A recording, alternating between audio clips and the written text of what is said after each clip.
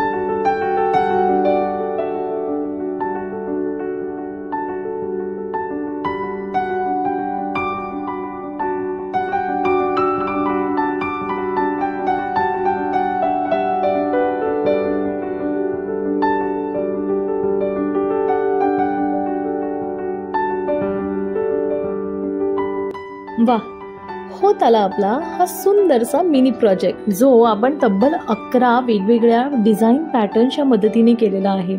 कसा वाटतोय तुम्हाला? खरं सांगू का, हे असं शांतपणे करत राहिलं ना की खूप रिलॅक्स वाटतं. तुम्ही पण करत आहात ना माझ्यासोबत?